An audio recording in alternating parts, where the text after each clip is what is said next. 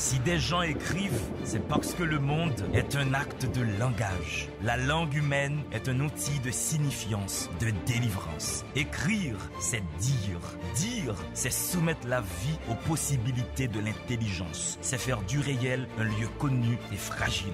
La lecture est cette expérience qui nous permet de plier l'univers pour le mettre dans notre poche. Mesdames et messieurs, c'est à partir du mot qu'on fait de la réalité un fait d'esprit. C'est à partir du verbe que la vie devient une denrée émotionnelle. Sur ces entrefaites, la télévision Caraïbe a le plaisir de vous présenter Délivrez-vous, une émission du livre, une émission pour le livre, une émission par le livre. Allez, il y aura assez de bonheur pour tout le monde. Délivrez-vous, délivrez-vous. Mesdames et messieurs, bonsoir. C'est Délivrez-vous qui débarque sur vos écrans. Délivrez-vous qui nourrit une idée. Comment participer à la création d'une république de lecteurs et de lectrices en Haïti. Chaque livre est un outil qui est en capacité de changer notre vision du monde, d'éduquer notre regard, de faire de nous des citoyens utiles, capables d'œuvrer pour la construction d'une sphère de citoyenneté commune. Si vous m'appelez D'Angelo Neyar, je ne me fâcherai pas. Délivrez-vous, c'est une émission du livre, pour le livre, par le livre. Aujourd'hui, à cette émission, nous allons parler poésie. Poésie avec un communicateur, poésie avec un juriste, poésie avec un journaliste présentateur de la même trempe que moi. C'est un confrère. Mesdames et messieurs, merci de suivre cette émission. Gardons bonheur. Voici la rubrique Temps Poème.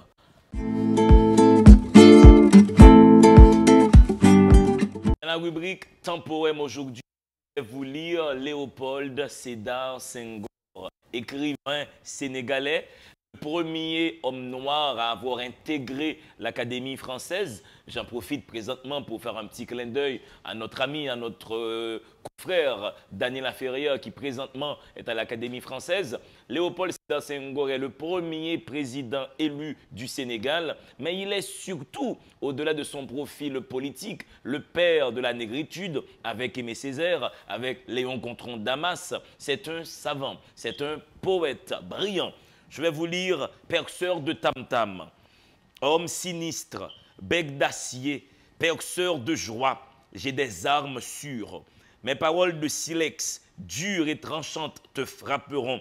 Ma danse et mon rire, dynamite délirante, éclateront comme des bombes. Je t'abattrai, corbeau noir, perceur de tam-tam, tueur de vie. Voici, chers amis, téléspectatrices, téléspectateurs, l'un des meilleurs écrivains africains, particulièrement sénégalais, que je vous invite à découvrir. Son nom, Léopold Sédar Senghor, père de la négritude, ce mouvement qui a revendiqué l'égalité des droits entre hommes noirs et hommes blancs. Gardons bonheur. Place maintenant à mon invité du jour, Jean-Jules Desaugustes. Allez, respirez, à tout de suite.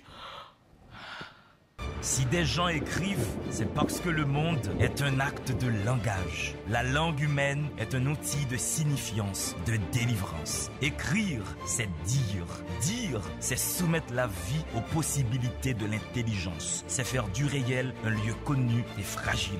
La lecture est cette expérience qui nous permet de plier l'univers pour le mettre dans notre poche. Mesdames et messieurs, c'est à partir du mot qu'on fait de la réalité un fait d'esprit. C'est à partir du verbe que la vie devient une denrée émotionnelle. Sur ces entrefaites, la télévision Caraïbe a le plaisir de vous présenter Délivrez-vous, une émission du livre, une émission pour le livre, une émission par le livre. Allez, il y aura assez de bonheur pour tout le monde.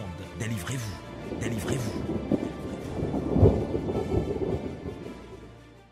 Jean-Jules Desaugustes qu'il s'appelle, monsieur est né en 1986, c'est une année politique assez turbulente et il me semble que sa poésie goûte à la turbulence du contexte dans lequel il est né. C'est une poésie debout, c'est une poésie entière, c'est une poésie de silex, aurait dit Léopold Sédar Senghor.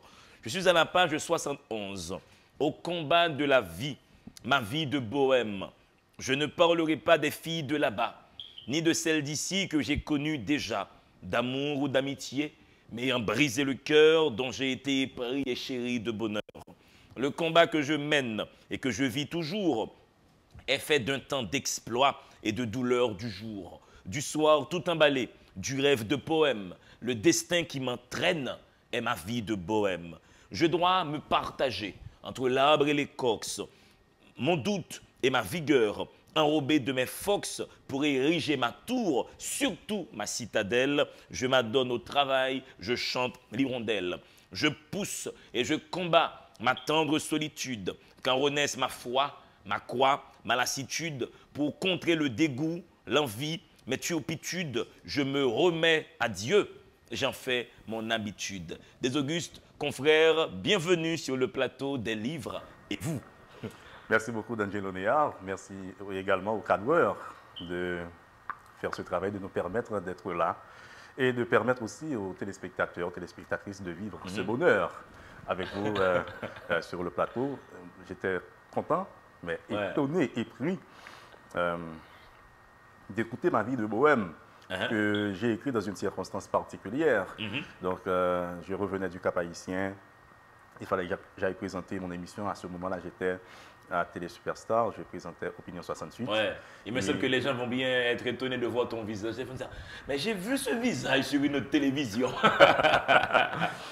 En effet, et puis arrivé à Télé Superstar, j'attendais, et puis me rappelant les difficultés de la route, et cette inspiration m'a pris et par les tripes, et j'ai écrit ma vie de bohème. Parce que ce qui est intéressant dans ton profil, tu es également tu es juriste, tu es journaliste communicateur, tu analyses des discours politiques, tu es en leadership intégral, tu es en Toastmaster, tu es consultant en stratégie de communication personnelle, tu es multi-casqueté. En même temps, tu dégages du temps pour la poésie que beaucoup auraient tendance à considérer comme une activité vile de perte de temps.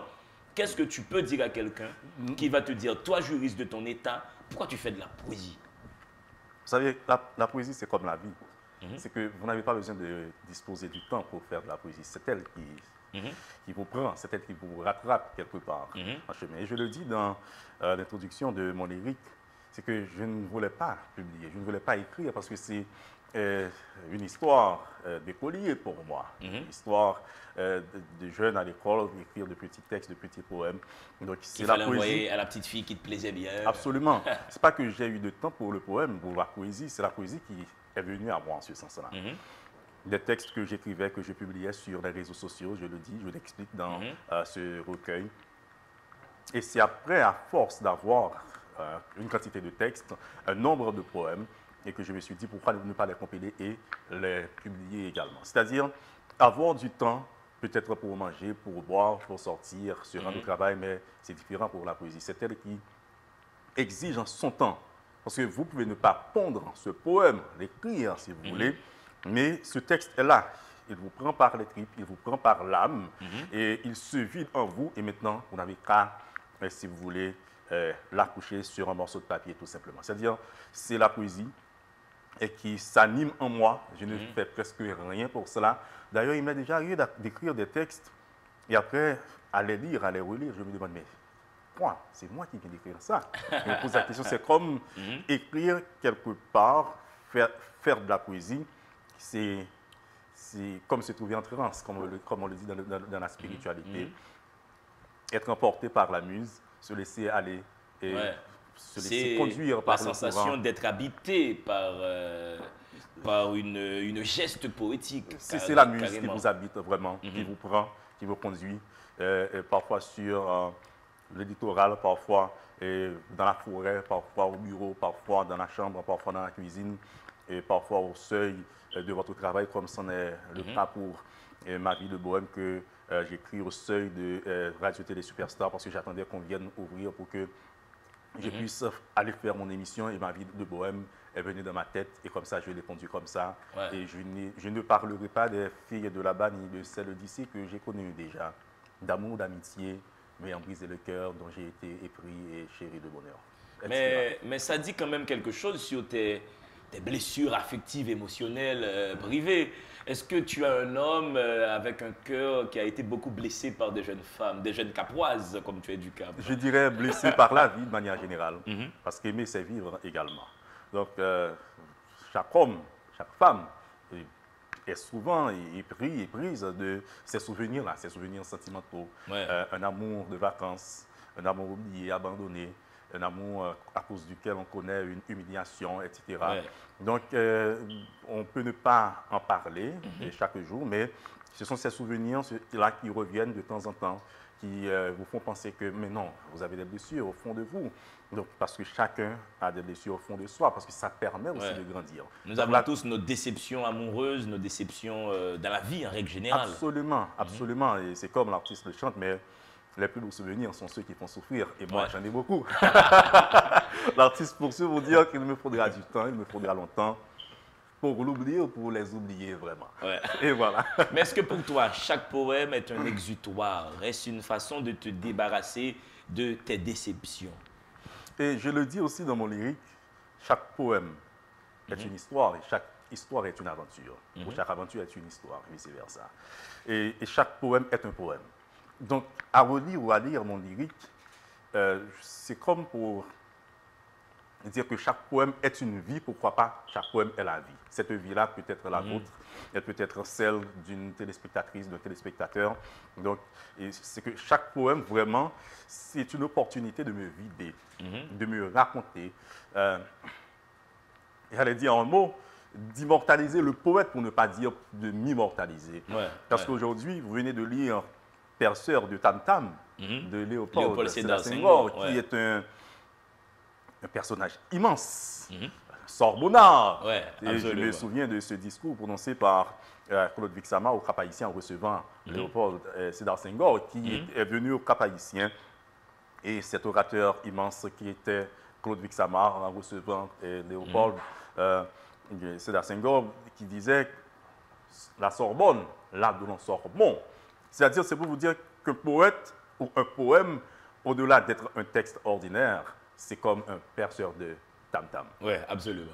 On perce la vie, on perce l'aventure, on perce l'avenir également, et comme ça. Du coup, là, nous sommes dans ta conception de la poésie, dans ta définition de la poésie. Parce que j'ai l'impression, Jean-Jules, qu'il y a autant de définitions de la poésie que de poètes. Continue sur ta lancée. Absolument, et c'est que chaque poète a une expression, une expérience particulière, unique. J'ai bien dit unique, mais ensuite unique, parce que l'unicité et l'iniquité composent le quotidien de l'être humain, tout simplement. Absolument. Donc, c'est pour vous dire que chaque poème ou chaque poète peut avoir sa définition de la poésie, parce que sa vie peut être différente de celle de l'autre, mais souvent il se retrouve sur le même chemin de la poésie qui permet de se vider, de s'exprimer, de se raconter et aussi de s'immortaliser. Tu as un poème là qui est dédié à la bourgeoisie haïtienne. Le poème a pour titre « Les Égarés ». Ils sont venus de loin comme les libertins. Et ils n'avaient plus rien. Du soir jusqu'au matin, ils marchaient main en main pour forger leur destin. La boîte au dos, c'est tout, voilà leur lendemain. Ils sont tous là, depuis qu'ils se sont égarés. Sur la terre de l'eau et de nos enfoirés, ils construisent leur vie sans jamais s'égarer. Ils bâtissent leur nom, ils se sont empirés. Ils habitent là-haut, là-bas, tous éloignés de la ville et du coin qu'ils n'ont pas su soigner. Des plages, des linteaux qui leur ont enseigné la vie, l'amour, la mort. Ils en ont témoigné. Ces nantis corrompus, amoureux, corrupteurs d'Haïti, du plaisir, ils sont là, en hauteur. Ils érigent leur trône et leur scène d'acteurs du spectre théâtral du pays de menteurs. Les Égarés, c'est comme une sorte de satire, une sorte de critique de cette classe bourgeoise que nous avons en Haïti. Vous savez, beaucoup d'entre eux, de ces gens-là, viennent de loin, de très loin, pour certains du Liban, de la France. De la Syrie, ils sont surtout des Syro-Libanais. Et aussi des Palestiniens, tu sais. Ils viennent de loin, en tout cas. Et c'est une histoire vraie. Beaucoup d'entre eux habitaient les littoraux de bien sûr. Ils étaient au bord de mer. Absolument, au bord de mer. Ils étaient là. Et si vous voyez aujourd'hui encore les vestiges de leurs maisons, sont encore là. D'ailleurs, les grandes maisons de la ville, ce sont eux qui les possédaient. Et après, ils ont changé de vie, ils ont changé de chemin aussi, de chemise également. Ouais, ouais. Mais ce qu'il faut dire, ils sont de rudes travailleurs également. Ils sont disciplinés, mais ce que ce texte raconte, c'est la situation du pays. Et c'est également ce qu'ils deviennent, ce qu'ils ne font pas et ce qu'ils font d'Haïti. C'est l'anti-corrompu, amoureux du plaisir, etc. Ils pouvaient contribuer à redorer le blason de ce pays qui leur offre tout. Du soleil, de la mer, les étoiles, un cadre, un environnement d'affaires propice à leur épanouissement. Mais qu'est-ce qu'ils ont fait en retour? Ouais, ils ont été seulement dans l'accumulation de capitaux seulement.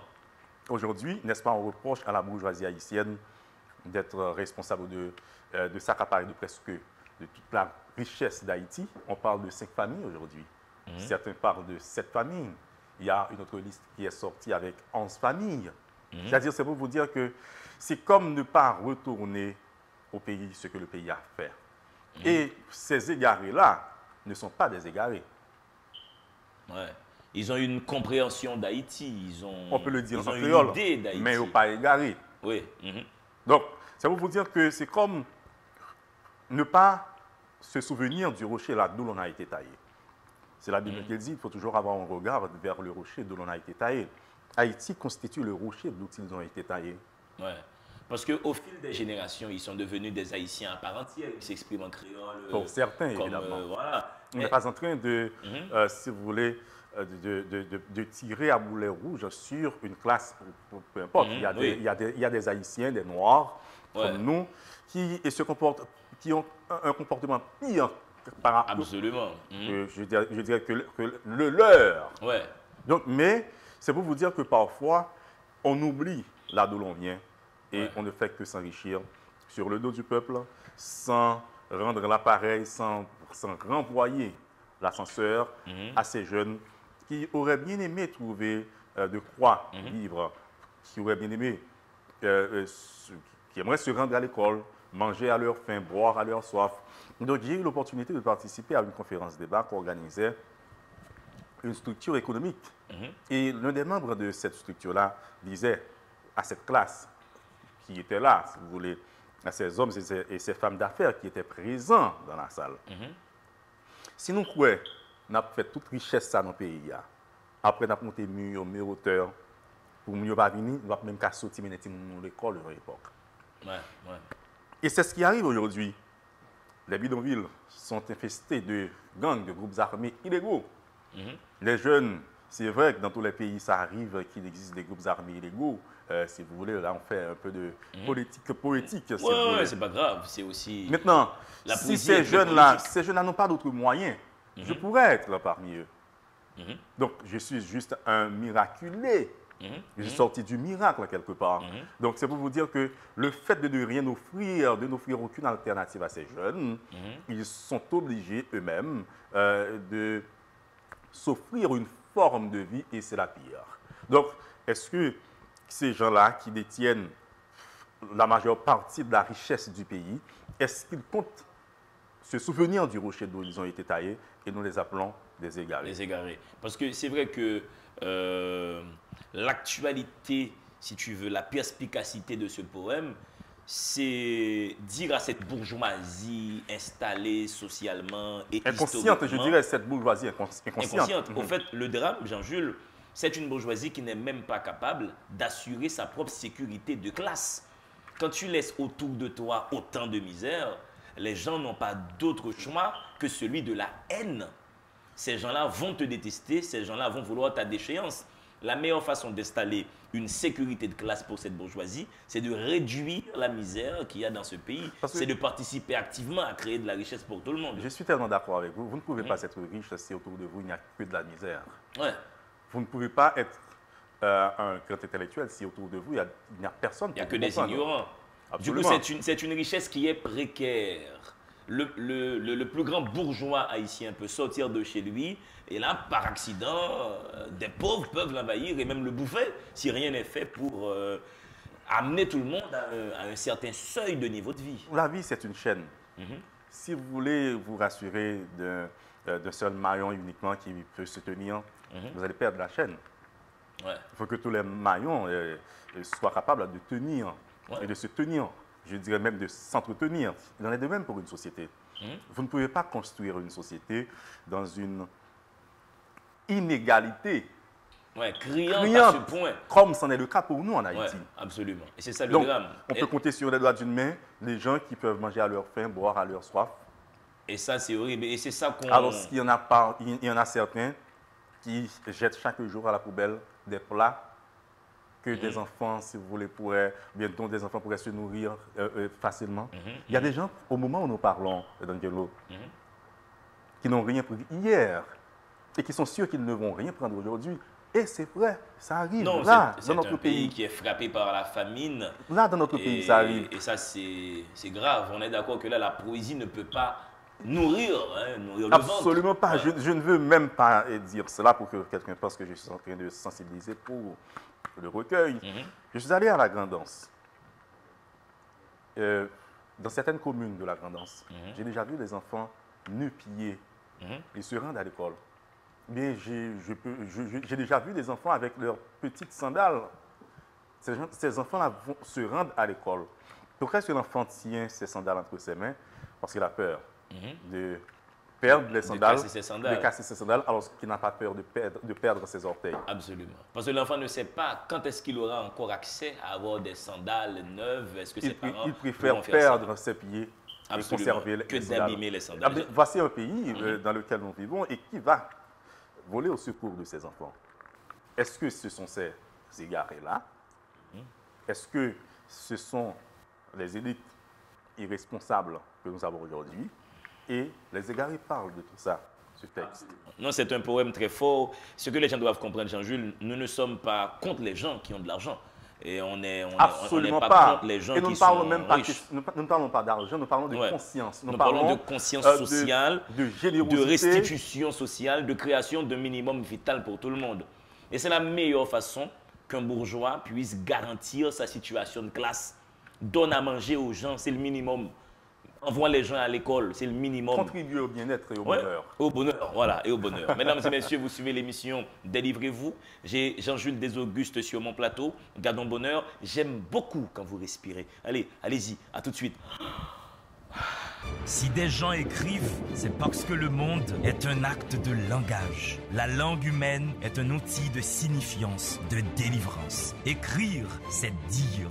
Dire, c'est soumettre la vie aux possibilités de l'intelligence. C'est faire du réel un lieu connu et fragile. La lecture est cette expérience qui nous permet de plier l'univers pour le mettre dans notre poche. Mesdames et messieurs, c'est à partir du mot qu'on fait de la réalité un fait d'esprit. C'est à partir du verbe que la vie devient une denrée émotionnelle. Sur ces entrefaites, la télévision Caraïbe a le plaisir de vous présenter Délivrez-vous, une émission du livre, une émission pour le livre, une émission par le livre. Allez, il y aura assez de bonheur pour tout le monde. Délivrez-vous, délivrez-vous. Mesdames et messieurs, gardons bonheur, c'est ce que nous nous efforçons de faire à Délivrez-vous depuis 5 ans maintenant que cette émission existe. Et pour garder le bonheur, il faut que tout le monde puisse avoir accès aux livres, à la culture, à l'information, à la connaissance, aux poèmes de qualité de mon invité Jean-Jules Desauguste. Certains de ces poèmes appellent à une véritable prise de conscience citoyenne, une prise de conscience de classe. Il faut que tout le monde se dise, et particulièrement nos élites, les élites économiques, il faut réduire la masse de misère qui existe en Haïti. Sinon, cette masse va péter à la gueule de tout le monde et tout le monde va perdre. Et c'est surtout les possédants qui vont perdre. C'est ce qu'il faut savoir. Si rien n'est fait rapidement pour réduire la misère criante dans ce pays, ça va péter à la gueule de tout le monde et on va surtout prendre aux possédants. Il y a un poème que j'adore en ce sens qui dit « En tonnes, vous m'entendez, je vous arracherai ce que vous m'avez refusé en grammes. » Donc donnons aux gens les grammes, des grammes pour aller à l'école, des grammes pour se nourrir, l'électricité, l'eau potable, et les gens vont vous laisser être millionnaire. Parce que protéger les autres, c'est se protéger soi-même, c'est Ouais. sûr. Ça, c'est un bon principe. Hein. Protéger les autres, c'est se protéger soi-même. On est tous dans le même bateau. On est tous dans le même bateau, même si tous les week-ends, il y en a qui partent à Miami, mais un vendredi, peut-être qu'on va bloquer la route de l'aéroport. Hein. Il faut passer par la route, voilà. Donc, mettons-nous ensemble, on n'arrêtera pas de porter ce message, mettons-nous ensemble que les élites économiques prennent conscience, il faut donner à ce peuple le minimum vital. Et là, vous pourrez toujours être multimillionnaire, même milliardaire, les gens s'en foutent. Dès lors que leurs enfants mangent, ils vont à l'école, ils ont un toit où habiter, tu peux être Bill Gates si tu veux. Parce que la vie n'est que ça, le manger, le boire, le... Ouais, absolument. Mais tu explores beaucoup d'autres thématiques. Là, tu parles aux infidèles, Jean-Jules Desaugustes. Ouais. Tu nous dis, oh, l'infidélité. Je suis à la page 37. C'est la source de tout. C'est le comble du mal.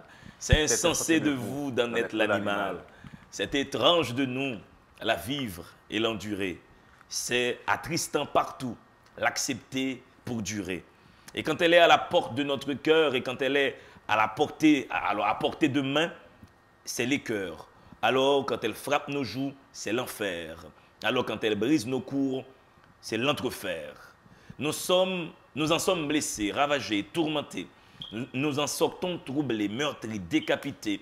Nous en songeons les coups la nuit, même la nuit. Nous en voyons le jour au couchant à minuit. Il en résulte en vain désir et frénésie. Il en découle enfin furie et jalousie. On en connaît, hein, chagrin, orphelin, alité. On en meurt séparés. Oh, l'infidélité. Moi, j'ai une réponse pour toi, Jean-Jules. Du lalo, tout le monde aime le lalo, mais personne ne mange du lalo tous les jours. Est-ce que l'infidélité n'est pas naturelle? Est-ce qu'il n'est pas dans le propre de l'homme que d'explorer plusieurs saveurs humaines? Je dirais culturel. Culturel. Ouais. C'est la pire chose qui puisse arriver à une famille, l'infidélité. L'infidélité. Et bien entendu, je salue ta femme qui doit reconnaître en toi un homme fidèle. Très. Il a ajouté très. Ouais. Je suis la fidélité. En personne, quoi. Mais l'infidélité, c'est au-delà d'une infidélité familiale. Nous venons de parler de ma vie de bohème. Nous avons parlé de... Les égarés.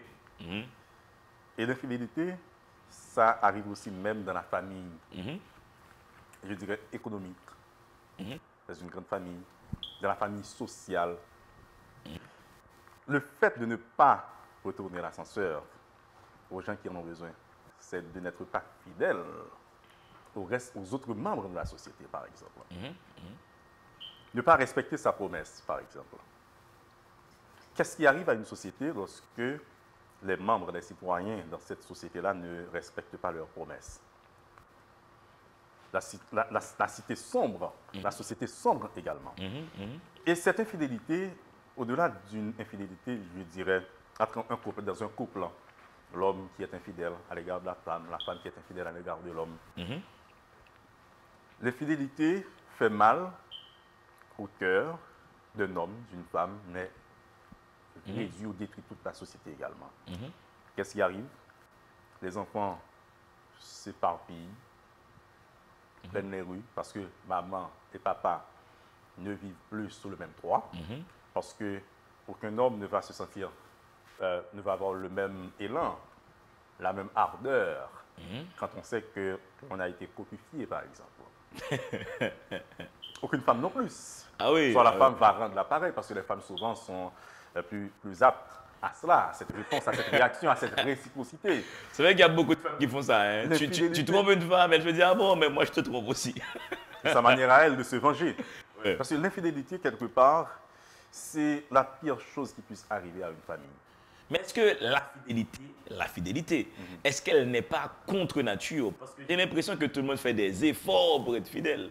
Donc cela sous-entend que ce n'est pas naturel d'être fidèle. Ce n'est pas logique, ce n'est pas sensé. Qu'est-ce qu'on fait des hommes qui n'ont jamais connu de femmes et des femmes qui n'ont jamais connu d'hommes? Ils sont des cas très particuliers, n'est-ce pas? Ça peut se faire, on peut être fidèle Ouais. dans une relation. Nous, là, tu parles de gens qui n'ont pas de sexualité du tout.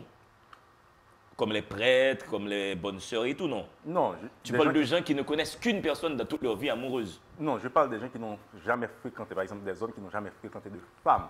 Qui sont gays ou pas? Non, ça arrive. Qui sont asexués. Il y a des gens qui sont asexués. Non, non, il y a des hommes, je connais des hommes qui choisissent une vie pieuse, par exemple. Ouais, Vous avez parlé de prêtres. Mhm. Oui, on peut les prendre, Ouais. les citer en exemple. Mhm. Les bonnes sœurs aussi. Mhm.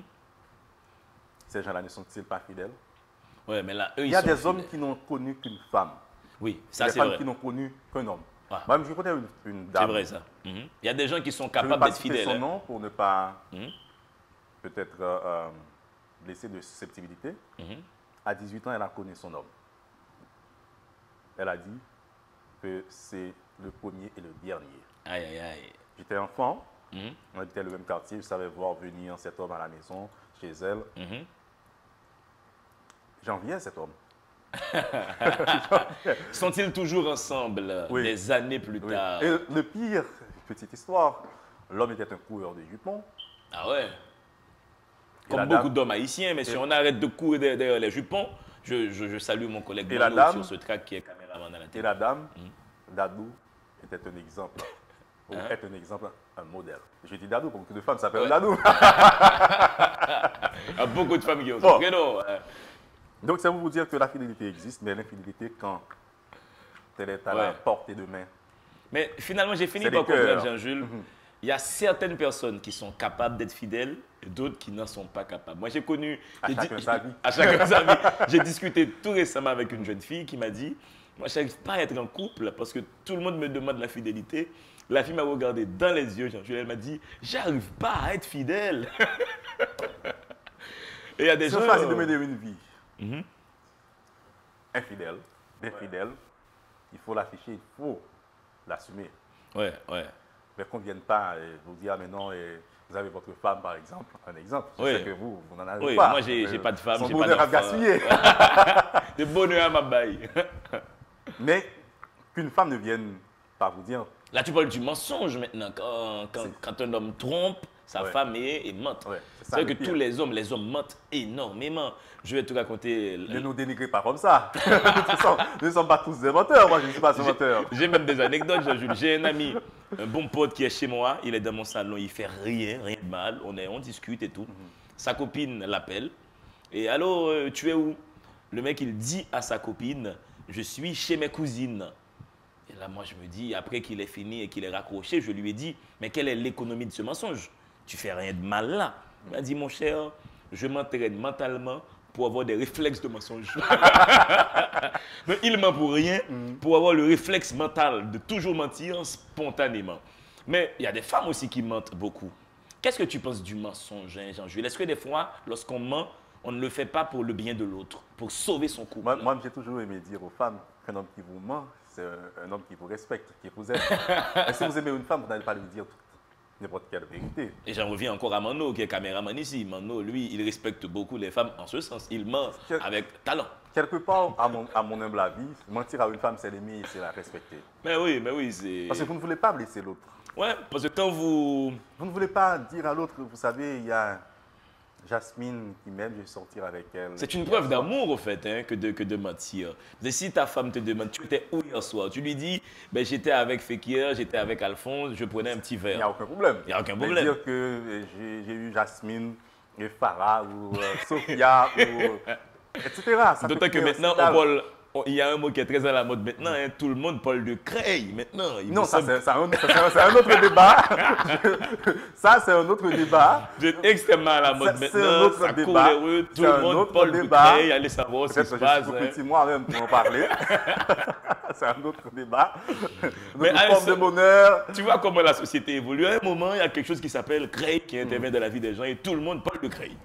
C'est pas possible cette histoire. Moi, ça, c'est un autre débat, c'est une autre façon J'estime que d'aimer. même les gens qui ne font pas de crédit en parlent. Oui, c'est vrai. Peut-être pour ne pas le faire, pour ne pas en faire mention, mais on en parle. Il y a beaucoup de gens qui fantasment aussi sur les Creil, qui se disent mais qu'est-ce qui se passe dans un Creil, quoi? Qu'est-ce qu'ils font là-dedans, quoi? Ah, le mot s'explique. On reste là. On en reste là, mais l'infidélité, et c'est comme tu l'as dit, ça peut quand même avoir des conséquences sociales. Ça peut Des conséquences déchirer, familiales. ça peut déchirer des foyers, comme tu nous l'as dit. et tu as des enfants qui sont séparés et ça affecte la psychologie des enfants. Ça affecte même des fois le rendement scolaire d'un enfant. Absolument, quand ses parents sont séparés. Quoi. Les enfants monoparentaux ont toujours des séquelles psychologiques extraordinaires, des séquelles, je dirais, éternelles. L'enfant a toujours un vide, l'enfant a toujours un manque. Une jeune femme qui a grandi sans son père et qui peut-être savait voir venir papa à la maison, mais qui n'a jamais vu venir papa à la maison. C'est un drame dans la vie de la personne, du jeune.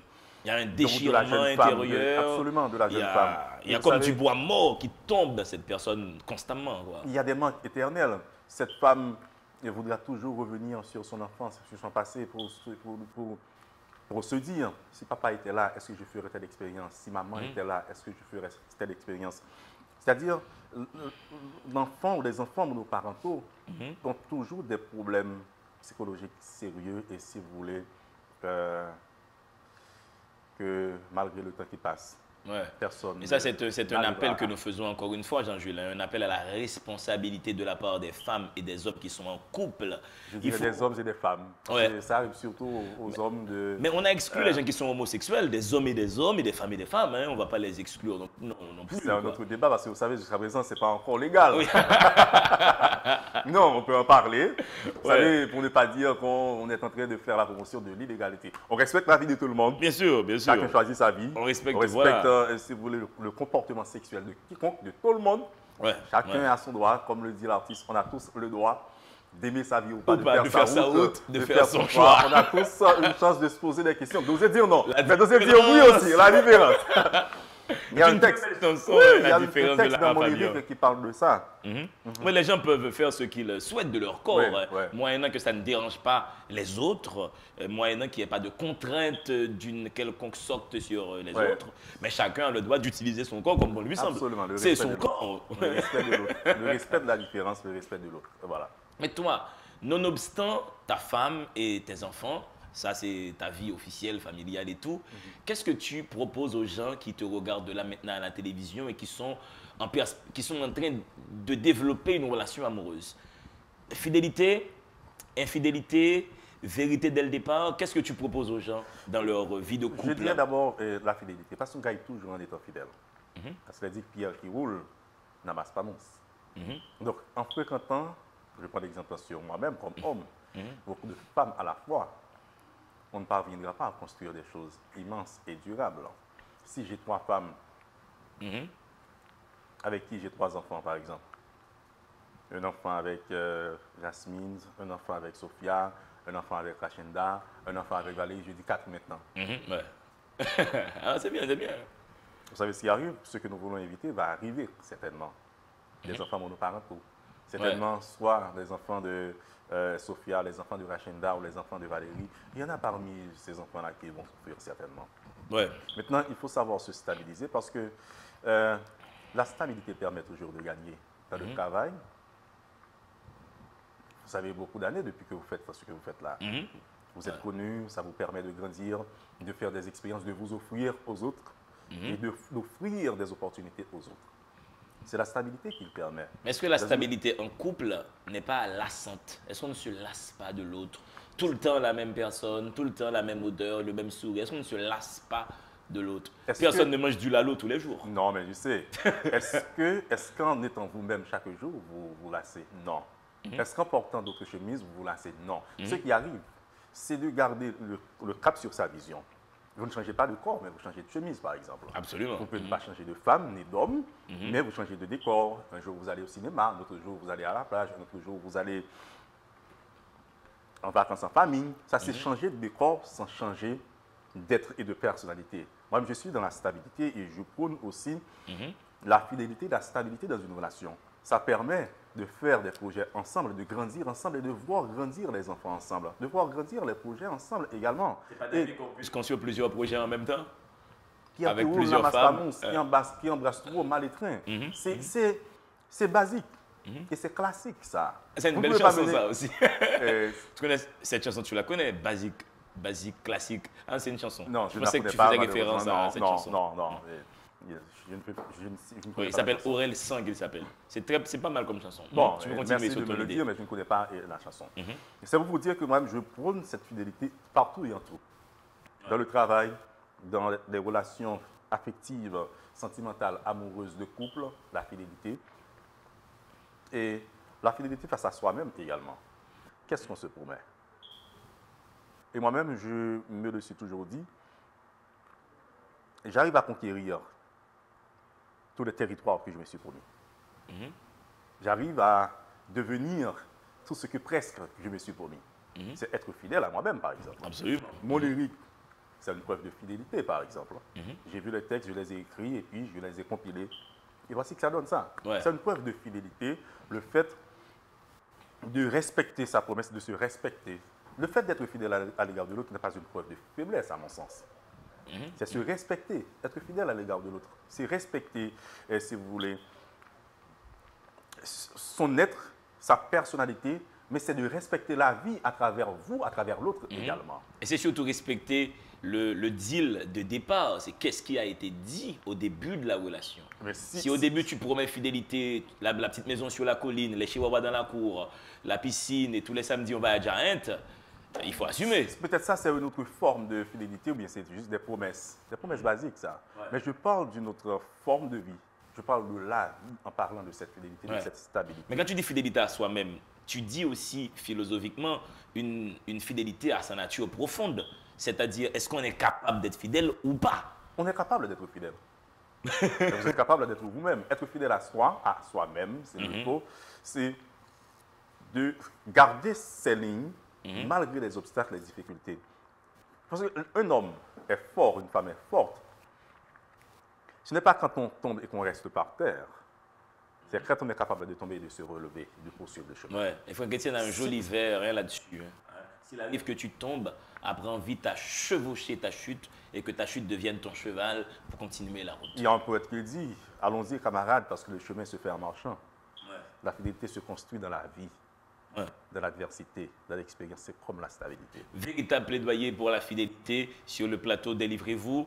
Mon ami des Augustes, mon confrère, est pétri de fidélité et c'est magnifique que de lancer ce message. Ça participe, et ça c'est du sérieux, à stabiliser les foyers et des enfants qui ont un meilleur équilibre mental et psychologique quand leurs parents sont ensemble et quand ce venin qui s'appelle l'infidélité n'intervient pas dans l'écosystème de la relation. Une meilleure société. Absolument, une société de fidélité. Ça, c'est à vous de voir. Hein. J'aimerais bien qu'on puisse voter. Qu'est-ce que vous souhaitez, chers téléspectateurs? Une société de fidélité ou une société d'infidélité? J'ai une amie européenne qui m'a dit... Non, elle était très fidèle, justement. Elle était extrêmement fidèle. Et cette amie m'a dit, un soir, l'infidélité est un sport national de ton pays. Vous suivez l'émission Délivrez-vous, mesdames et messieurs. Je reçois des Augustes lyriques. Voici le texte qui nous permet de présenter cette émission. Gardons bonheur. On n'arrête pas de vous dire de garder ce bonheur. Respirez. Encore une fois. À tout de suite. Si des gens écrivent, c'est parce que le monde est un acte de langage. La langue humaine est un outil de signifiance, de délivrance. Écrire, c'est dire. Dire, c'est soumettre la vie aux possibilités de l'intelligence. C'est faire du réel un lieu connu et fragile. La lecture est cette expérience qui nous permet de plier l'univers pour le mettre dans notre poche. Mesdames et messieurs, c'est à partir du mot qu'on fait de la réalité un fait d'esprit. C'est à partir du verbe que la vie devient une denrée émotionnelle. Sur ces entrefaites, la télévision Caraïbe a le plaisir de vous présenter Délivrez-vous, une émission du livre, une émission pour le livre, une émission par le livre. Allez, il y aura assez de bonheur pour tout le monde. Délivrez-vous, délivrez-vous. À mes filles, à Rachinda, Jules Dara et Jules Daïra. Je te redis merci pour ces deux beaux cadeaux que tu m'offres chantant et faisant ton dodo.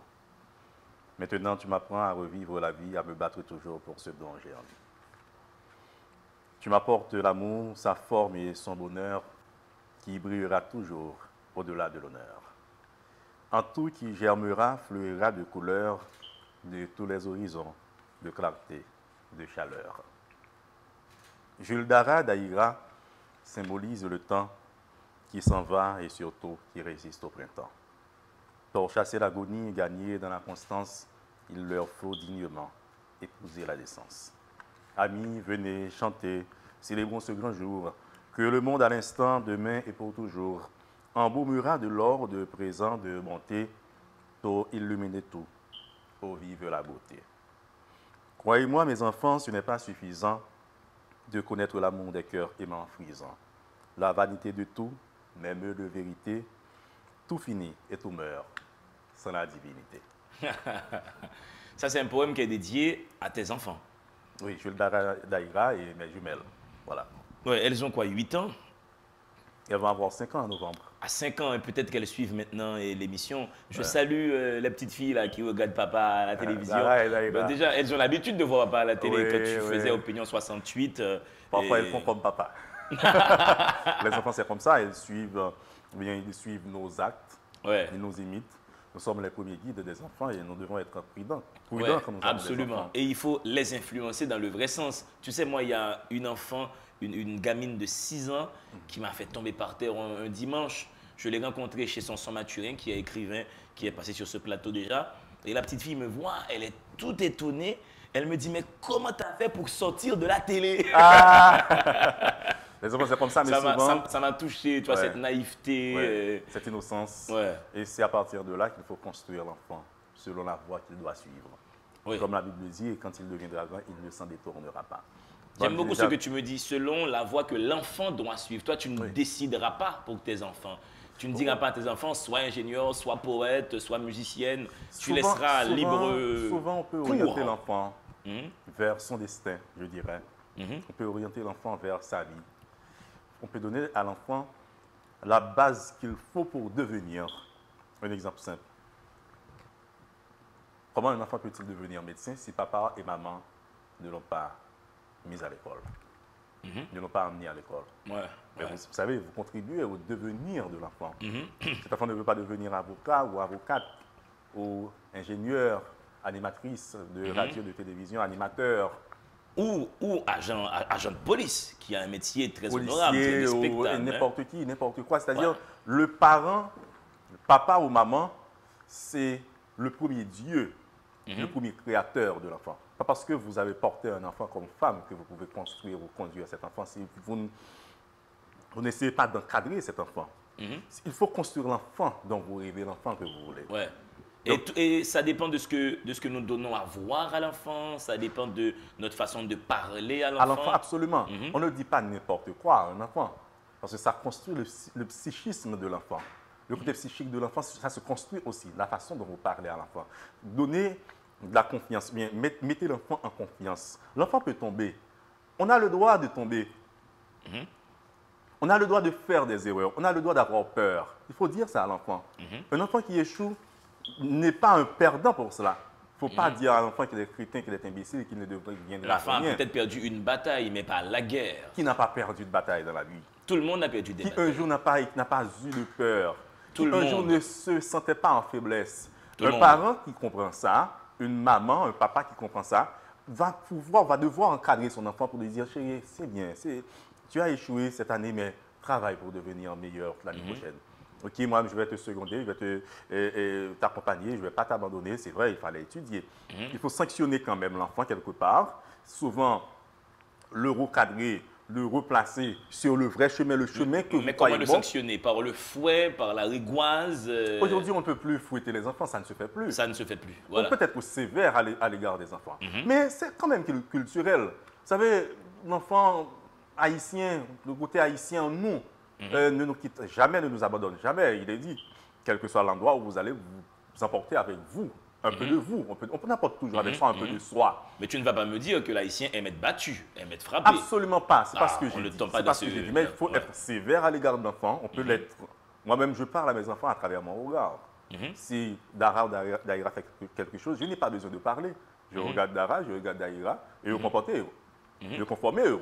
Donc, je pense qu'un parent, un papa, une maman doit arriver à ce niveau pour construire l'enfant selon la voie qu'il doit suivre. Et quand il deviendra grand, il ne s'en détournera pas. C'est biblique, c'est classique aussi. Et à mes filles, je le dis, croyez-moi mes enfants, ce n'est pas suffisant de connaître l'amour des cœurs aimants frisants, la vanité de tout, même de vérité, parce que tout finit et tout meurt, Ouais. sans la divinité. Tout finit, mais ça aussi c'est un poème très chrétien aussi. Très chrétien, parce que je suis chrétien. Ouais.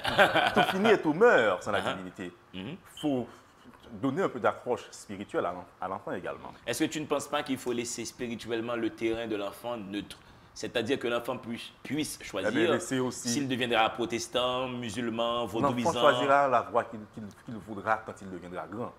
Oui, mais Et à ce moment-là, il ne s'en détournera pas. Mais si vous voulez laisser la spiritualité de votre enfant comme bon lui semble, Oui. eh bien, laissez aussi son éducation comme bon lui semble. C'est une forme d'éducation, la c'est spiritualité. une forme d'éducation, c'est vrai. Mais sauf que Ah, là, ah. nous sommes dans une éducation métaphysique. Peut-être qu'il faut Tout laisser est l'enfant métaphysique. Tout est choisir. métaphysique. Mhm. Tout est métaphysique. Mais si Les un parent, mathématiques, c'est métaphysique.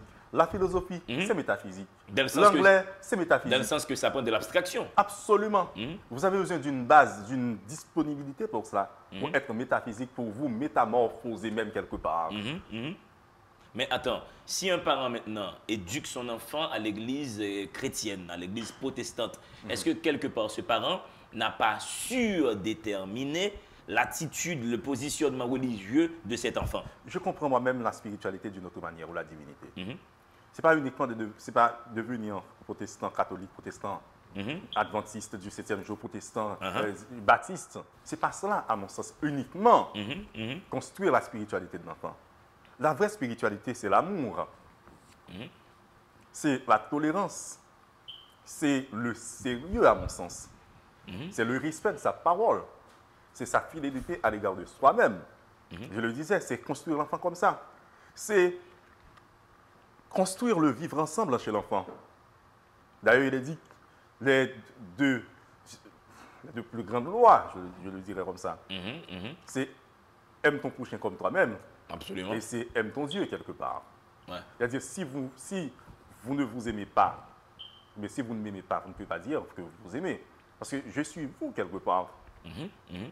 Absolument. L'autre, c'est vous, c'est-à-dire quand vous vivez quelque part et que vous n'apprenez pas à créer ce vivre ensemble dans le foyer, apprenez à l'enfant à partager ce qu'il a, un morceau de pain, une assiette de riz. À s'exprimer correctement, à ne pas insulter les gens. Absolument, le à respect. ne Mais il pas- ne faut pas insulter l'enfant non plus. Absolument. Il faut apprendre à l'enfant à respecter tout le monde, et pas seulement ses parents ou sa famille, même, entre guillemets, les indigents, les gens qui ne sont pas de la même situation sociale que l'enfant. Absolument, Il faut il faut lui dire que apprendre. tous les êtres humains doivent être respectés et Absolument, considérés dans leur dignité. Il faut apprendre à l'enfant à se respecter également, à assumer sa responsabilité, à respecter ses promesses. Et c'est comme ça Ouais. qu'on construit l'enfant. C'est comme ça qu'on construit la vraie spiritualité de l'enfant, la vraie divinité qui est l'enfant, qui est dans l'enfant. Parce que nous avons tous un Dieu en nous quelque part, tu penses? Nous sommes de Dieu est en petits chacun dieux, de il a nous. dit, nous sommes de petits dieux. Ouais. Nous pouvons faire des miracles. Mais il faut y Parler, croire. parler à la télévision, c'est un miracle. Mhm. C'est un miracle que vous faites à chaque fois que vous venez là. Ouais. C'est un miracle de pouvoir lire.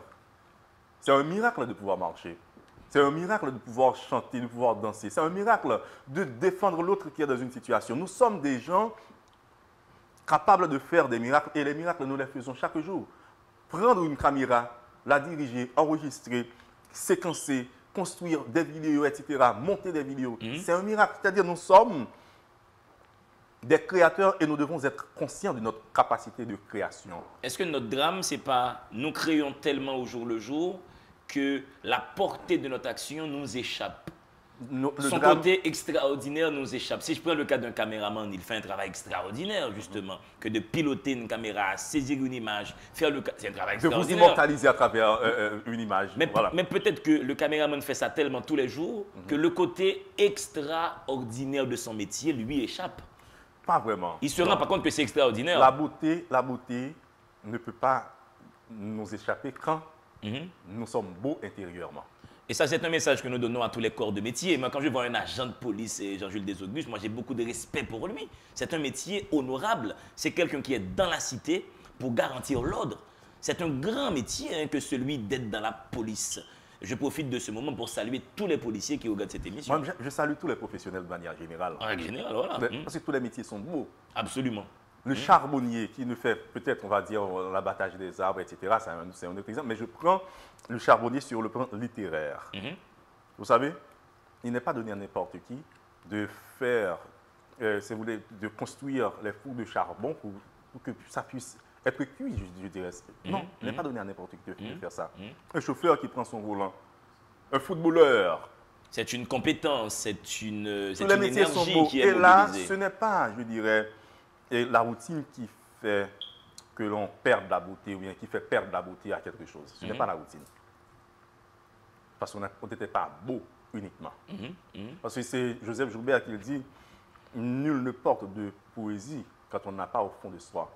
On ne peut pas parler de poésie si on ne la porte pas au fond de soi. La poésie, c'est une question de création d'âme, d'esprit. C'est un élan naturel et tout est poétique aussi, je dirais.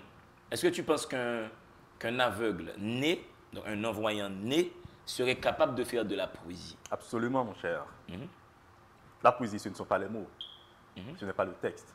C'est une sensation, c'est un positionnement dans la vie. C'est une manière d'être. C'est un mode d'être, la poésie. Et dans cette façon d'être, le poète est celui qui garde son émerveillement des choses de la vie. Comme tu le disais tout à l'heure, tout est miracle autour de nous. Il faut s'en rendre compte.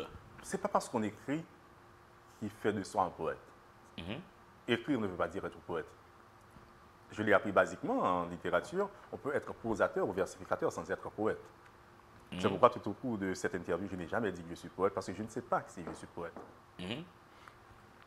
Vous n'avez jamais contemplé la démarche d'une femme? Ce n'est pas un texte, une démarche. La voix d'un enfant. Ouais. Et lorsqu'on retranscrit ce qui est vu, ce qui est ressenti, il y a toujours une sensation de perte quelque part. On a l'impression qu'on n'a pas restitué totalement ce qu'on a vu. Je dirais même de bonheur. Parce que le bonheur n'est jamais total. Oui. Mais ce bonheur se passe à la mer dans ton œuvre aussi. Hein. Là, nous sommes à la mer, ma sagesse qui nous apprend l'humilité. Tendre mer, j'entends ta douce voix qui s'en va et s'en vient, qui m'atteint et m'émeut, tendrement me retient. Comme gèle la grêle en saison de fraîcheur, qui m'invite à l'amour, moi le pauvre pécheur. Face à ton horizon qui m'enchante et m'enivre, tu me chantes tout bas, me séduis, me rend ivre. Ta grande mélodie est d'une symphonie dont Mozart, Beethoven sont la polyphonie. Je te cherche, ma belle, et te pleure au soleil, qui rejette sur toi ses rayons de merveille. Ton silence est parlant, ta parole est lumière, qui éclaire mon cœur, mon âme et ma carrière. Je danse par ton nom, je crève car ton nom m'est terriblement dur, douloureux et pendant. Le levant, le couchant, ta chaland de ma mère, tu es l'Adventura, oh toi, ma tendre mère. Au Sénégal, mais souvent, là, tout ton sous plage, j'étais allé au Cameroun. Okay. Je suis allé participer à une formation et le soir venu, j'ai entendu parler, crier, chanter la mer. Le flux et le reflux des vagues me parlaient. Et ça me faisait penser à quelqu'un qui était dans ma tête. Et chaque flux... À un amour perdu, à un amour contrarié, comme aurait dit Christiane Taubira. On ne perd jamais le vrai amour. Il revient toujours. Il n'y a pas des amours contrariés, il n'y a pas des amours qu'on va vraiment perdre. L'amour ne se contrarie jamais, mon frère. Et qu'est-ce que tu penses de la non-réciprocité en amour? Si, on va dire, si gamin aime une femme et cette femme-là dit non, non merci. Il y a toujours une réciprocité en amour. On peut ne pas être sensible à cette réciprocité. Voir une femme, l'aimer, c'est déjà une réciprocité. Parce non, il n'y a pas de réciprocité, c'est toi qui l'aimes, c'est toi qui es sujet, qui agit. Maintenant, il y a réciprocité si la femme rentre en résonance avec ton sentiment amoureux. Quelle est la couleur de l'amour? Ça, on ne sait pas. En effet. Voilà. Qui vous dit que cette femme ne vous aime pas en retour? Personne ne peut le dire. Mais tu reconnais le désamour, Jean-Jules. Tu reconnais qu'il y a le désamour. On peut aimer quelqu'un et la personne qu'on aime ne nous aime pas en retour. L'être humain n'est pas toujours sincère dans sa réaction, mon frère. Et il ne faut pas toujours attendre de l'autre ce que vous voulez, ce dont vous rêvez, tout simplement. Parce que moi, je te dis, Spencer Orphée, qui est notre photographe officiel ici, il a beaucoup d'amour contrarié. Il y a beaucoup de femmes à qui Spencer a fait des déclarations d'amour enflammées. Ces femmes m'ont dit, Spencer, non, merci. Tu es un coureur de jupons. Parce qu'il espère tout simplement de l'amour physique. Il espère du sexe. Il pense espérer de l'amour. Ouais, c'est ça. C'est un message pour lui. Hein. Il pense au sexe. Un message pour Spencer Orphée. Vous voyez une femme, vous voulez la mettre dans votre lit. Absolument.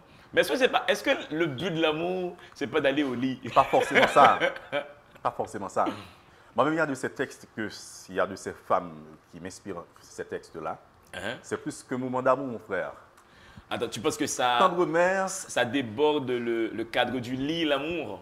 absolument. Tendre mère est plus immense pour moi qu'un moment d'amour avec cette femme, par exemple. Ouais. D'ailleurs, c'est une indiscrétion. Elle m'a offert une nuit. Et je lui ai dit non. Parce que je n'ai pas voulu galvauder cet amour. Pour moi, c'est pur. Ah, c'est une femme que tu as rencontrée à Décameron, au bord de la mer? Non, ce n'est pas à Décameron que j'ai rencontré cette femme. Ok. C'est une femme que j'ai rencontrée dans le temps, il y a cela des années. Bien avant que tu sois avec ta femme. Hein, Absolument, mon frère, je ne parlerai pas. Des années avant. Je l'ai dit dans ma vie de bohème, je ne parlerai pas des filles de là-bas et de celles. Bien avant, hein, madame. Hein, on ne se fâche pas. Continue. Donc, le bonheur qui m'entraîne, c'est ma vie de bohème, quelque part. Absolument. Donc, j'ai cette petite, je dirais, liberté Ouais. dans le texte. Cette femme-là avait voulu rentrer dormir avec toi, quoi, pour une nuit Elle me l'a offert. de volupté passionnée, quoi. Elle me l'a offert et je lui ai dit non, s'il faut qu'on fasse ça et qu'on doit se séparer après, garde ça pour quelqu'un d'autre. Moi, je garde notre amour. Il faut avoir du courage. Toi, tu Pour es moi, des amours durables, toi. Toi, tu ne veux pas le coup d'un soir, les quoi. vrais amours sont éternels. Mhm. Comme les premiers sentiments sont toujours les plus naturels et les plus éternels également. Mais est-ce que les amours fortes ne sont pas éphémères, hein? L'amour n'est jamais éphémère, mon frère. Mhm. On ne va pas dans un bordel et on demande un moment. C'est pas ça l'amour. On peut aimer une prostituée. On peut aller dans un bordel et l'aimer, vraiment l'aimer avec tout ce qu'on est. Eh bien, à ce moment-là, il faut Uh-huh. parler du vrai amour. Oui. Mais un faux amour, tu insistes beaucoup pour dire vrai Il y a de ces amour. gens C'est qui- supposé qu'il y aurait un faux Il y a amour. de ces gens qui aiment le physique, qui aiment le côté, qui souhaitent une nuit et qui parlent de l'amour. Ce n'est pas de l'amour, ça. Mais c'est ça, c'est quoi ça? C'est vouloir du plaisir. C'est vouloir du plaisir. Bon, on aurait C'est pu se avoir de donner. l'envie. Mhm. C'est uniquement ça. Aimer quelqu'un, c'est être capable de se dépasser. D'aimer la personne au-delà de l'amour ordinaire, c'est-à-dire au-delà d'une réciprocité à laquelle on s'attend. Si on n'arrive pas à ce niveau-là en amour, on n'est pas encore au stade de l'amour. Là, tu es dans l'idée qu'on peut aimer quelqu'un et supposer l'idée que cette personne-là ne nous aime pas en retour. Le fait que la personne existe uniquement, à mon sens, c'est la plus grande réciprocité qui soit. Vous ne pouvez pas aimer ce qui n'existe pas. La personne vous permet de dégager un sentiment, d'exprimer une émotion, réellement ou irréellement. Mais qu'est-ce que tu fais maintenant de la souffrance de n'être pas avec cette C'est personne-là? beau de souffrir, c'est cette souffrance qui nous permet de grandir. C'est très stoïcien ce que tu nous dis là. hein. Oh, peut-être, peut-être. Si on ne souffre pas, on n'existe pas, mon frère. Exister, c'est souffrir. Vous êtes une morale chrétienne aussi, hein, une apologie de la douleur, de la Je souffrance. dirais non. Je dirais humaine, au lieu de Ouais. dire qu'une morale chrétienne. Parce que la chrétienté fait l'apologie de la douleur, il faut souffrir et tout. Je dirais humain. C'est une morale humaine. Tu ne supposes pas une civilisation du bonheur, une civilisation où on ne souffrirait pas? Comment peut-on être heureux si l'on n'était pas malheureux avant? Ça n'existe pas. Pour comprendre la sensation du bonheur, il faut avoir goûté au malheur. Et c'est pourquoi quand on aime une femme, ou quand une femme aime un homme, Ou quand une femme aime une femme, ou quand un homme aime un homme. Voilà, tu peux Bon, continuer. ça existe aussi. Tu peux continuer. ça existe aussi. Mais ce qui arrive, la première réciprocité, c'est que cette personne accepte d'exister pour que vous puissiez l'aimer. Je vais te taquiner. Est-ce qu'on peut aimer deux personnes en même temps? Ça arrive. Le polyamour existe, par exemple. Non, en même temps. En Oui, même temps. Est-ce que l'idéal ne serait pas qu'on fasse un trouble à la place d'un couple? Donc qu'on habite avec les personnes qu'on aime. Deux, toi, Peut-être voilà. rester avec ces deux personnes à la fois, ça c'est un autre débat. Ouais. On peut aimer deux personnes. C'est à pas la très fois. chrétien ça. Hein? Rester avec les deux à la fois. C'est pourquoi j'ai parlé de l'humanité. Ouais. Au ouais. lieu de parler de chrétienté tout à l'heure, vous avez voulu me traîner sur ce terrain. Et je vous ai dit non, c'est une morale humaine. On a besoin de ne pas manger pendant quelques heures pour mieux savourer le plat qu'on va vous tendre. Mais pas Il faut trop, avoir hein, soif. faut pas trop avoir faim ou soif non plus, un tout petit peu quoi. Le bonheur sera plus immense quand on retrouve la nourriture. Ouais. Quand on a vraiment... Sauf que des fois on a tellement faim on n'arrive même pas à manger. on mangera quand même. Ouais. On mangera quand même. Mais tu as beaucoup de jeunes qui te regardent à Port-au-Prince, dans beaucoup de quartiers, on va dire populaires. Il y a des jeunes qui nous regardent, qui sont à Carrefour-Feuille, qui sont à Cité-Soleil. Malheureusement, ça ne va pas maintenant à Cité-Soleil, il y a des difficultés. Il y a des jeunes qui sont au Bel Air. C'est en Haïti que ça ne va pas. C'est pas Oui. seulement à Cité Soleil. C'est dommage, il y a des jeunes à Carrefour qui te regardent, il y a des jeunes au Cap, le Cap haïtien que tu représentes fièrement. Qu'est-ce que tu aimerais dire à beaucoup de jeunes qui te regardent maintenant et qui pensent qu'ils n'aiment pas lire, que ce n'est pas fait pour eux un livre, qu'est-ce que tu peux dire à ces jeunes? Je ne parlerai même pas de livre à ces jeunes. Je parlerai de la vie. Je leur demanderai d'aimer la vie. Parce que quand vous aimez la vie vous aimera en retour. Moi-même petit, dans le quartier où j'ai grandi, qu'est-ce que je savais d'un livre? Rien. Mon père sait à peine lire, il sait à peine écrire son nom. Maman ne sait pas lire. Elle ne sait ni lire ni écrire. Par contre, la vie me met sur un chemin. Tu as dédié un poème à ta maman aussi. Absolument, à nos parents.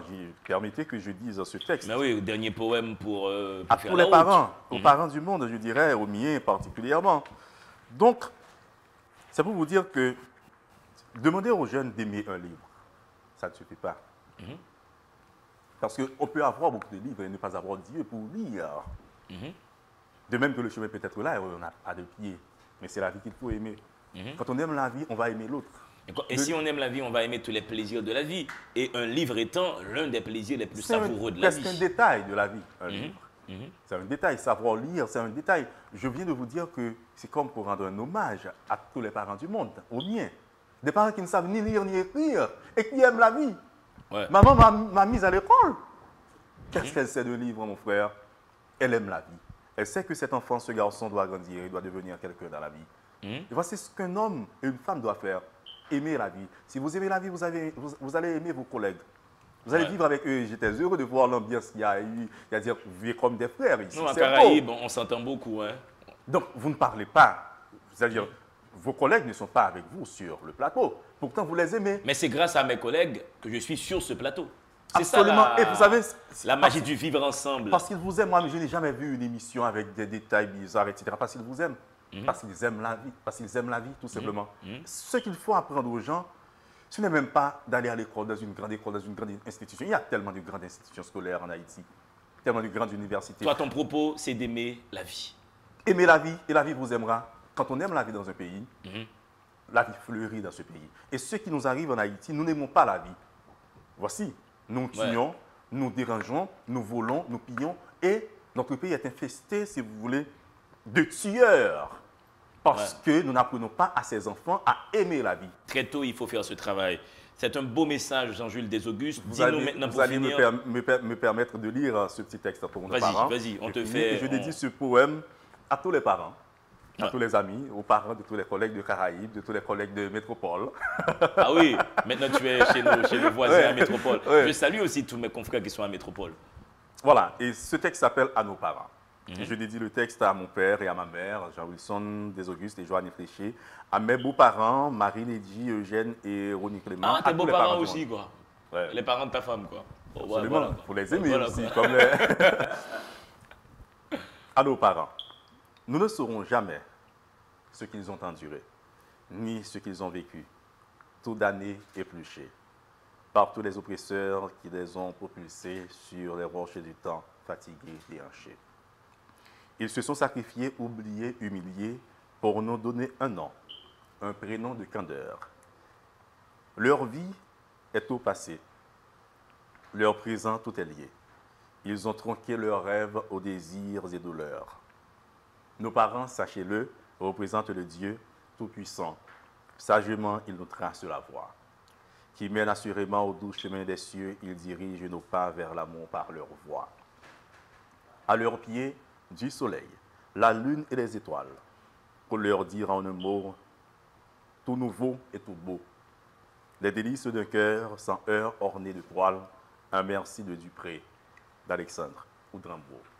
Voilà, merci Jean-Jules. C'est un beau poème pour tous les parents qui nous regardent cette émission et qui recommandent beaucoup cette émission à leurs enfants. Merci à tous ces parents qui n'arrêtent pas de dire à leurs enfants, attention, c'est délivrez-vous, va regarder, ça va être utile, on parle de livres à la télévision. Et à tous ces enfants, à tous ces parents, nous dédions cette émission. Absolument. Où est-ce qu'on peut trouver ton livre maintenant? Maintenant, je fais des ventes signatures sur commande, sur demande.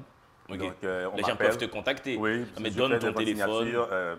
Merci beaucoup de m'offrir cette opportunité. Voilà. C'est 31 76 36 38. 31 76 36 38. Je fais des ventes signatures dans des écoles, pour des universités. Je donne des stocks aux gens qui me demandent. Les stocks sont disponibles. Voilà. Donc, on m'appelle sur le 31 76 36 38 et le livre est entre vos mains. Voilà, c'est Mon Lyrique mon engagement. Jean-Jules Desauguste, qui était mon invité à Délivrez-vous aujourd'hui.